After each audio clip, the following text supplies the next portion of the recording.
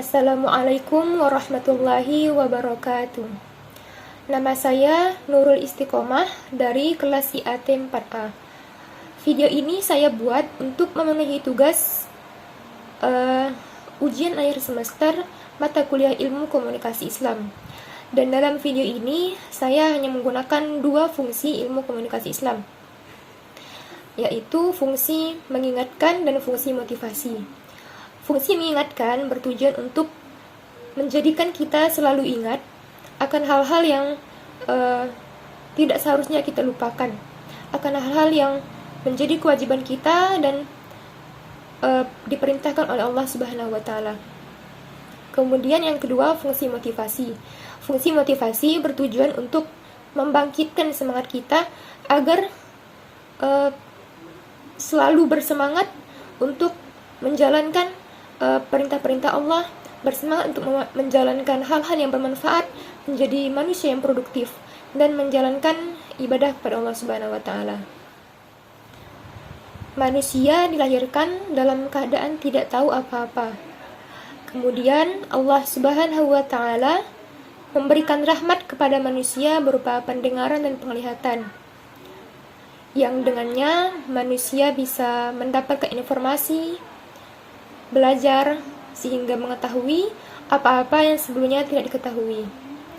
Namun, dengan mengetahui saja tidak cukup.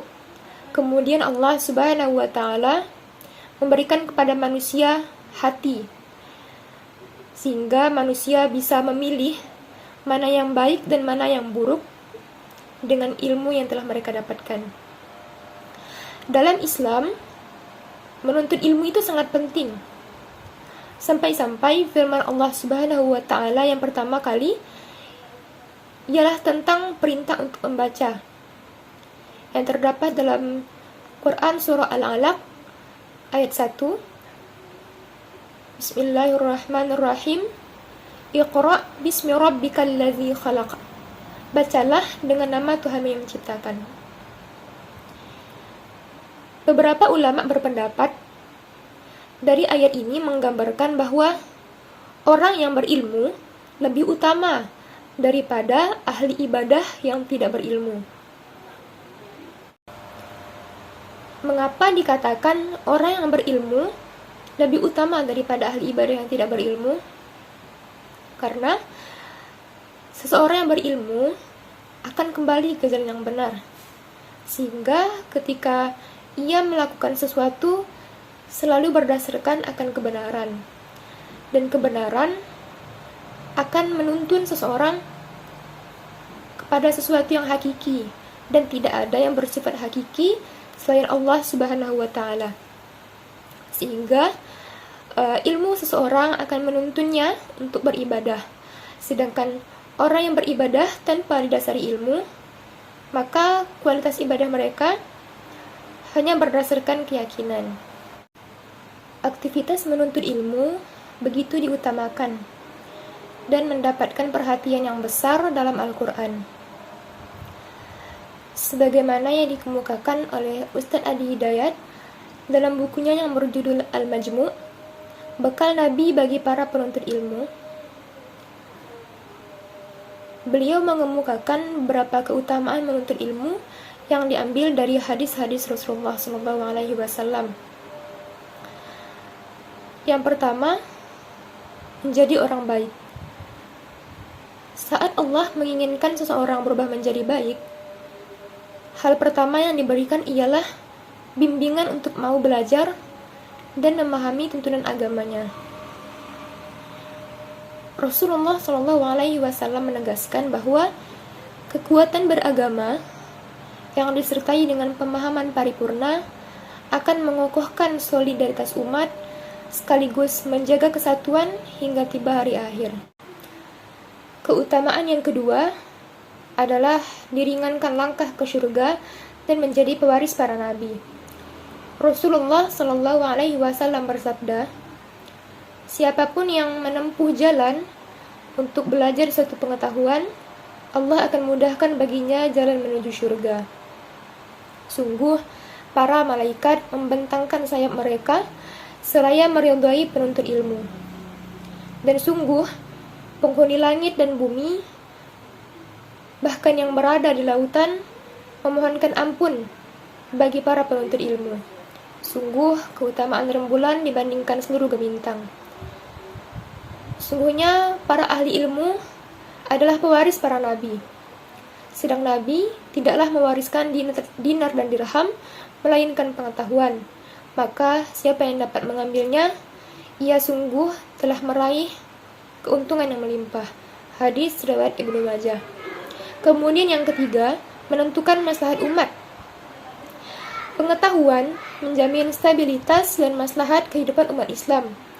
Ketiadaan ilmu menjadikan kehidupan ini hilang arah dan bahkan berpotensi menghadirkan sikap menyesatkan.